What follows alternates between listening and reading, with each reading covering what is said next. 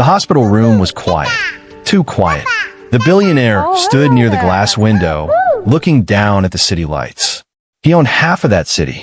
Tall buildings, big companies, endless money. But at that moment, none of it mattered. Behind him, two small cribs stood side by side.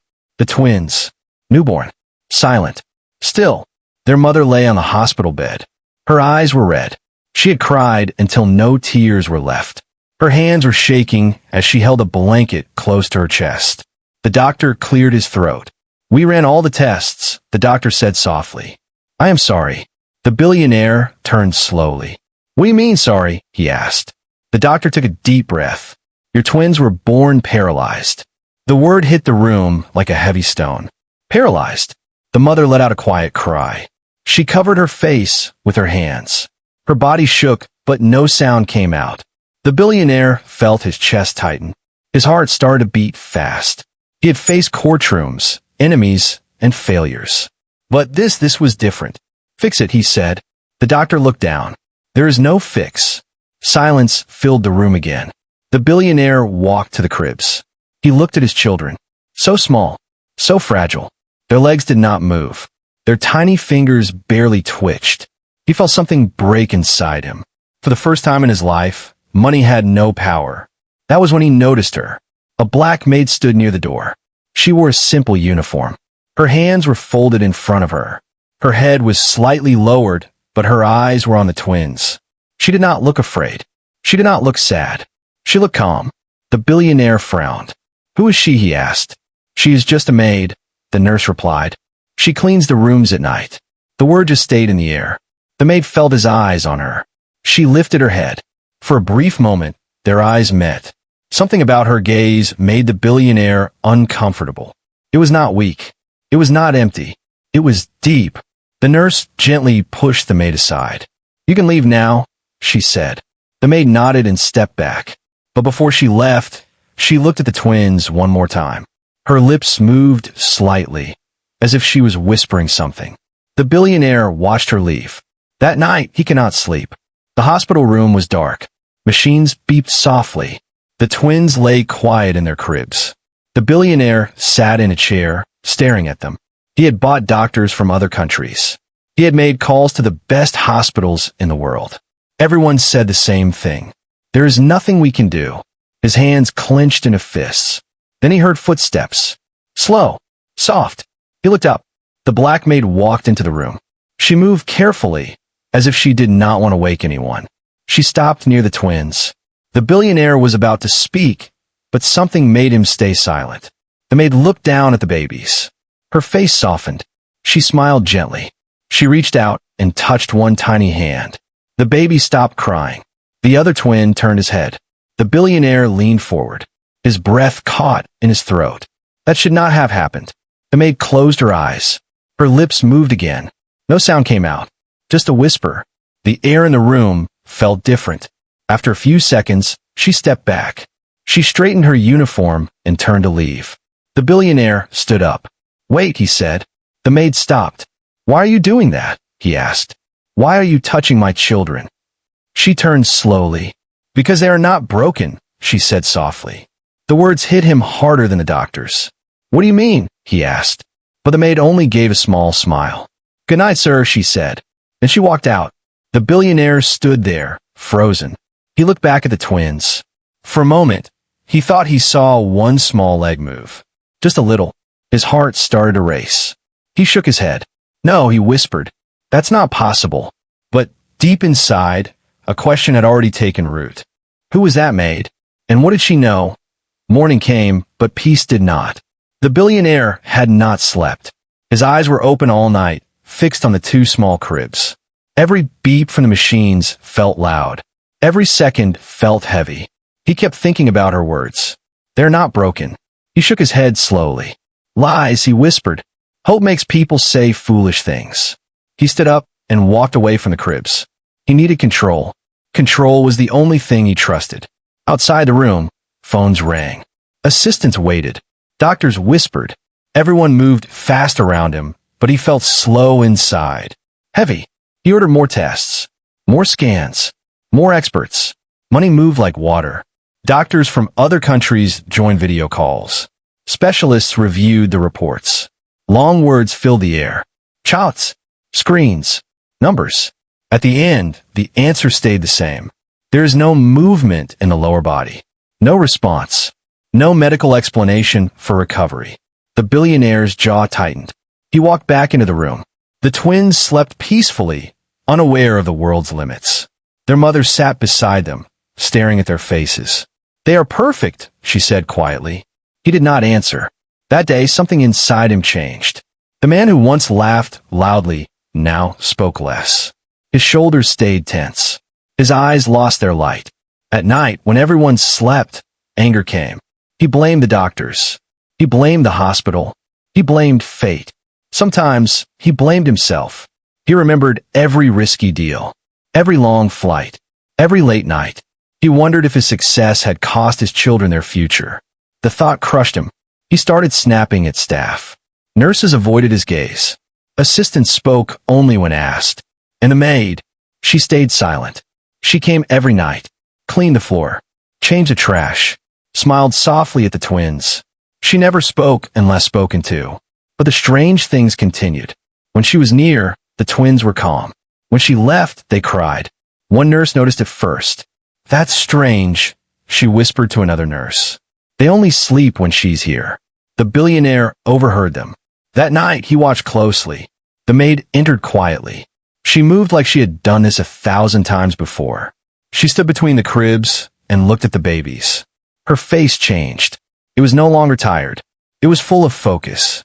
She touched the twins gently. Not their legs, not their arms, just their hands, their heads. The room felt warmer. The billionaire felt it. His heart beat faster, and he hated it. "Enough," he said suddenly. The maid froze. "What are you doing?" he asked, his voice sharp.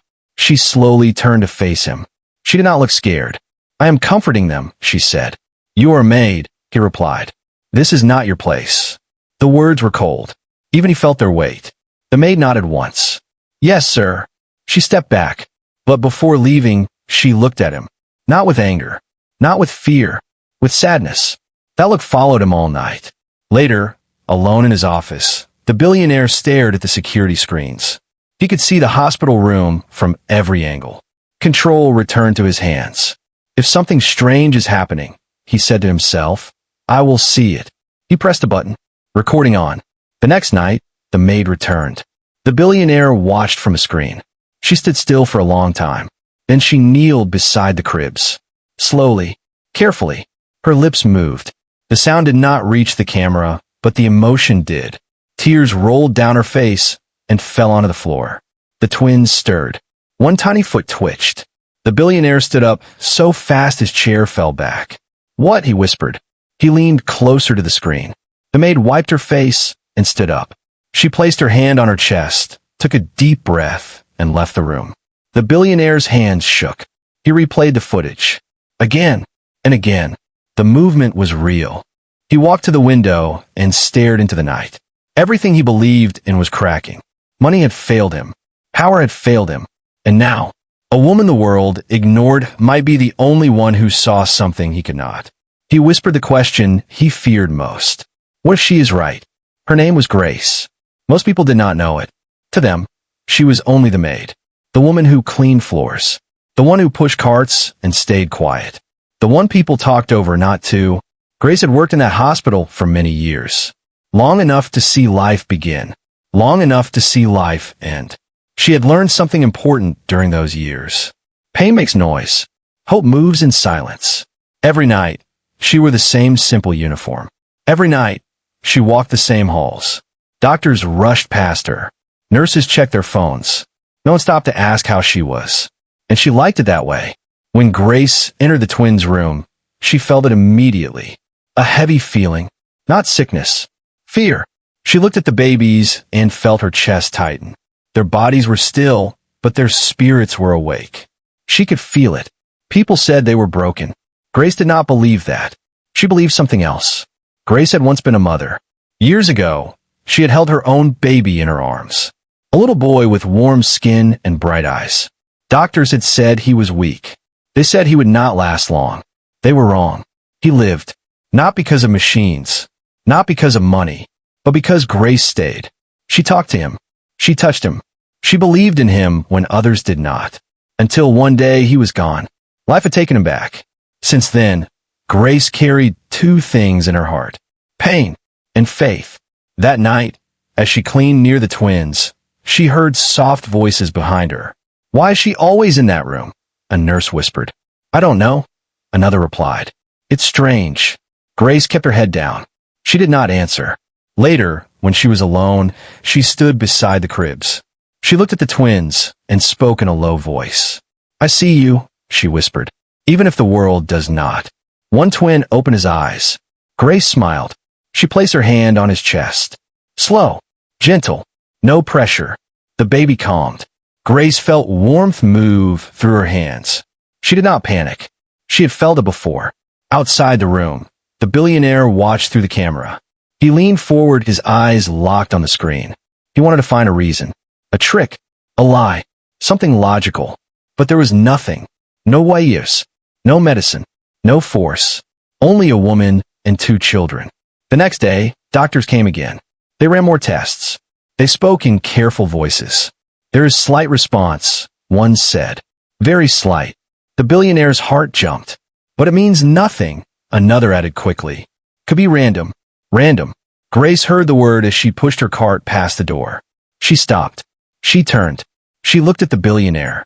He looked away first. That night, something changed. Security followed Grace. Nurses watched her hands. Whispers spread through the halls. "She thinks she's special. She's crossing a line." Grace felt it all, but she did not stop. That night, she kneeled again.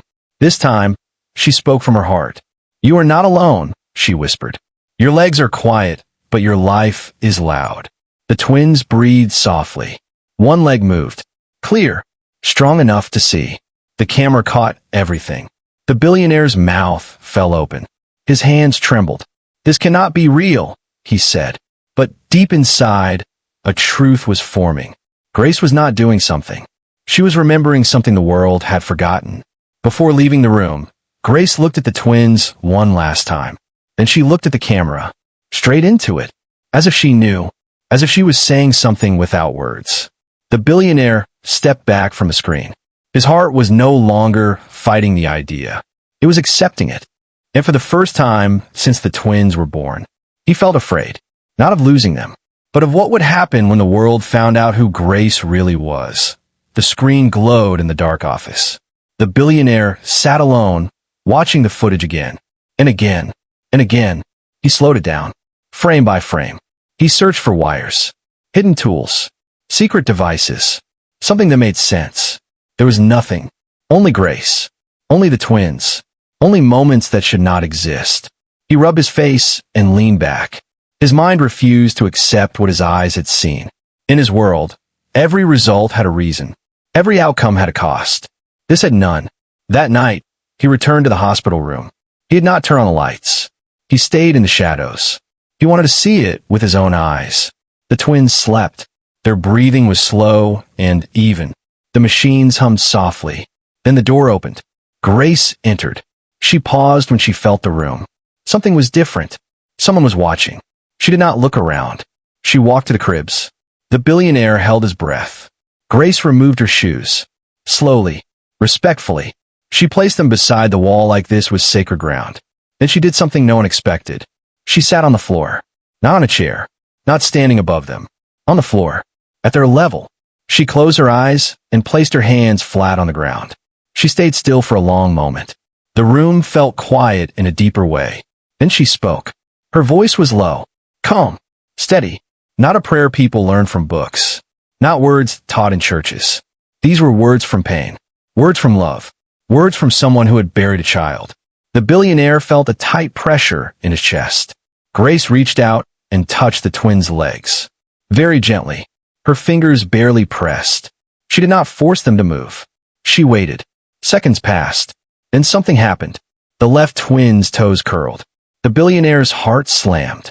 Grace opened her eyes. She smiled. Tears rolled down her face, but she did not wipe them away. "Thank you," she whispered. The billionaire felt weak. He took a step forward by accident. The floor creaked. Grace froze. She turned slowly. Their eyes met. For a moment, no one spoke. I was not hiding, Grace said quietly. I knew you were watching. Ow, he asked. She pointed to her chest. A mother always knows. He swallowed hard. What are you doing to my children? He asked. She shook her head. I'm not doing anything to them, she said. I'm listening with them. The words confused him, angered him, pulled him in all at once. This is a hospital, he said, not a place for stories. Grace stood up slowly. Hospitals heal bodies, she said. But sometimes bodies wait for permission. Permission from who? He demanded. She looked at the twins. From love. The billionaire laughed sharply. Love does not fix paralysis. Grace met his eyes. No, she said, but it reminds the body it is still alive. Silence filled the room. The twins stirred. One let out a soft sound. Not a cry. A sound like comfort. The billionaire felt tears rise and hated himself for it. You think you can cure them? He asked.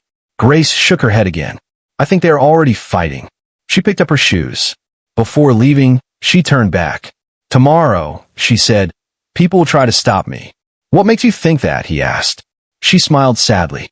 Because the world gets scared when quiet people touch miracles. She walked out. The billionaire stood alone. He looked at his children. Both legs moved. Not strong, but clear, real.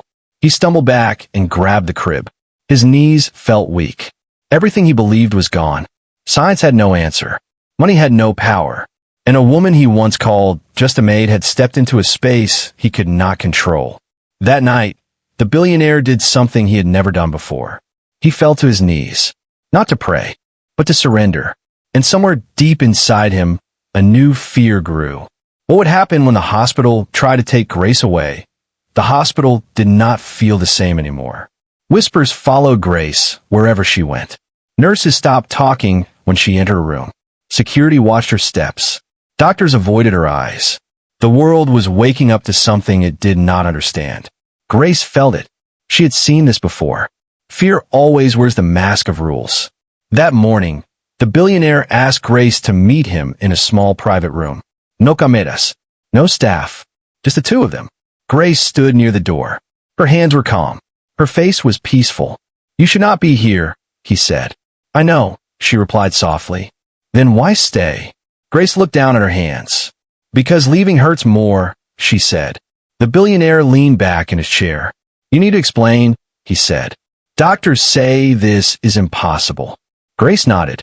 They said the same thing about my son. The room fell silent. She took a slow breath. Many years ago, she began, I gave birth in a small clinic. I had no money, no insurance, no power. The billionaire listened. My baby did not cry, Grace continued. The doctors shook their heads. They said his body was weak. They told me to prepare myself. Her voice stayed steady, but her eyes filled with tears. I refused, she said. I stayed with him, day and night. I talked to him. I touched him. I reminded him he was wanted.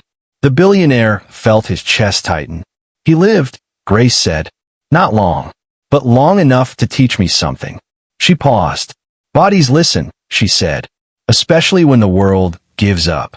The billionaire shook his head. That is love, he said, not medicine. Grace smiled gently. Love is medicine, she replied, just not the kind you can sell. That afternoon, a doctor walked in unannounced. We need to talk, the doctor said to the billionaire. The board is concerned. Concerned about what? He asked. About the maid, the doctor said. She is crossing professional lines. Grace lowered her eyes. She will be removed, the doctor added. The billionaire felt anger rise. No, he said sharply. She stays. The doctor hesitated. This hospital runs on rules. So does life, Grace said quietly. And sometimes life breaks them. The doctor left, unhappy. That night, Grace returned to the twins. But this time, something felt wrong. The room was colder. The machines were louder. Fear had entered the space. Grace placed her hands on the twins' legs. Nothing happened. She closed her eyes. She felt doubt. And doubt is heavy. Outside, the billionaire watched through the glass. His heart raced. Grace opened her eyes and whispered, I am here, even if they stop me. One twin moved. The other followed. Small, but together. Grace gasped softly. Tears fell freely now. The billionaire covered his mouth. This was no accident. Later that night, the billionaire stood alone in his office. He looked at a picture on his desk. Himself. Powerful. Smiling. Untouchable. He did not recognize that man anymore. The next morning, lawyers arrived. Papers were signed. Donations were offered. Threats were hidden behind smiles. The hospital agreed. Grace would stay, but only under supervision. Grace thanked him, but her eyes carried worry. They will not stop, she said. I will protect you, he promised. Grace shook her head. You cannot protect truth, she said. You can only decide if you stand beside it. He did not understand yet, but he would, because the twins were not the only ones changing. The billionaire was changing too, and the closer the twins came to standing, the closer the world came to try to silence the woman who helped them rise. The news did not break loudly. It slipped out quietly. A nurse talked to a friend. A friend talked to a blogger. A blogger whispered online. Paralyzed twins show movement. By the next morning, reporters were outside the hospital. Cameras waited. Microphones pointed at the doors. The hospital tried to stay calm, but panic moved through the halls. Doctors argued. Lawyers arrived. The board demanded answers. Inside one small room, Grace stood between two cribs, unaware that the world was closing in on her. The twins were awake. Their eyes followed her as she moved. Their legs rested still, but something inside them felt stronger. Ready. Grace felt it. The billionaire entered the room slowly. His face was tired. His voice was low. They are coming, he said. Grace nodded. I know. They want to test everything, he continued. They want proof. They want control. Grace looked at the twins. They will not find what they want, she said, because this is not something they understand. A group of doctors walked in without knocking. We need to run new scans, one said. Immediately, Grace stepped back. The billionaire raised his hand. Be careful, he warned. The doctors ignored him. They lifted the twins gently. Machines surrounded them. Screens filled with lines and numbers. Everyone watched closely. Grace stood in the corner. Quiet. Invisible again. Minutes passed. Then a doctor frowned. That's not right, he said. Another leaned closer. Run it again. They did. The room grew silent. There's response, one whispered. Clear response. The billionaire felt his knees weaken. The twins moved. Not just a twitch. Both legs lifted slightly. Together. The room exploded. Voices overlapped. Hands shook. One doctor stepped back like he had seen a ghost. This changes everything, someone said. Grace closed her eyes. Tears rolled down her face. But this time, they were not tears of pain. They were tears of release. Outside the room, reporters pushed forward. Security struggled to hold them back. The hospital made a decision. They locked the floor. No media. No staff without permission. The world stopped watching. But inside that quiet space, something powerful happened. The billionaire sat beside Grace. I was wrong, he said. She looked at him. I looked down on you, he continued. I thought power lived in money. Grace said nothing. He swallowed hard. You carried power the whole time, he said. And I almost missed it. Grace finally spoke. Power is heavy, she said. I never wanted it. Later that night, the twins slept peacefully. The billionaire stayed awake. He watched their chests rise and fall. He remembered how small they looked when the doctor said paralyzed. He remembered how empty he felt. Now, hope scared him more than despair ever had. Because hope could be taken away. Grace stood near the window. They will ask you to choose, she said. Choose what, he asked. Between truth and comfort, she replied. The next morning, the hospital board met again. They offered a deal. Grace could stay silent. No interviews. No explanations. In return, the twins would get the best care in the world. The billionaire listened. Then he stood up. No, he said. The room froze. I will not bury the truth, he continued. Not again. The board warned him. Stocks could fall. Reputation could break. Power could shift. He did not care. He had already lost everything once. He would not lose his soul. That evening, he returned to the twins' room. Grace was packing her small bag. Where are you going? He asked. She looked at him gently. My work here is almost done, she said. Panic hit his chest. "No," he said. "Stay." Grace smiled sadly. "Miracles do not belong to places," she said. "They belong to moments." One twin kicked softly. Clear. Strong. Grace laughed through tears. The billionaire felt his heart open fully for the first time. But deep inside, he felt another truth forming. The final test was coming. And it would not be about the twins. It would be about what the world does when a woman it ignored refuses to disappear. The hospital room was full of light.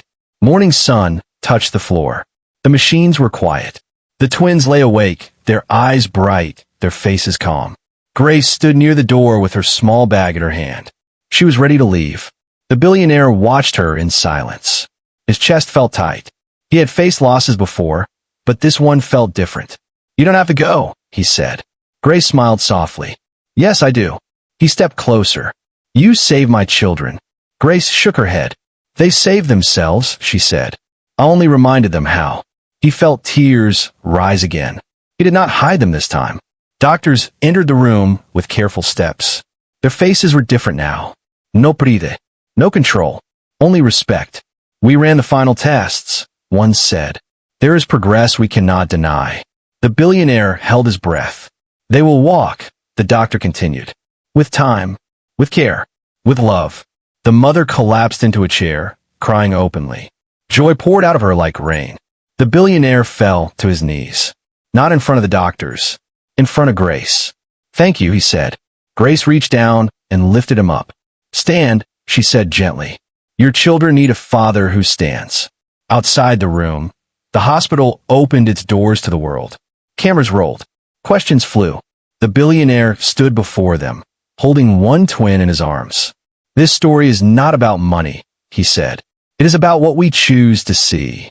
Reporters asked about Grace. He looked behind him. She was gone. Later that day, the billionaire searched for her. He checked every hallway, every exit. Finally, he found her near the back door. "You're leaving without saying goodbye?" he asked. Grace looked at the sky. "I was never meant to stay," she said. He handed her an envelope. Inside was more money than she had ever seen. Grace closed it and handed it back. "I buried a child," she said softly. "Money cannot bring him back." He swallowed hard. "What do you want then?" he asked. Grace looked at him. "Promise me something," she said. "Anything. Build a place where poor children are not ignored," she said. "Where mothers are not silenced. Where hope does not depend on money." His hand shook. "I promise," he said. And he meant it. Weeks later, the world watched as the billionaire announced a new foundation. Free care. Free therapy. No questions asked. He named it after Grace's son. The twins began therapy. Slowly. Carefully. Every step was celebrated. Every movement was a victory. One afternoon, Grace returned. Not as a maid. As family. The twins recognized her immediately. Their legs kicked. Their arms reached. Grace laughed, a sound full of life. The billionaire watched and understood the final truth. Power does not shout.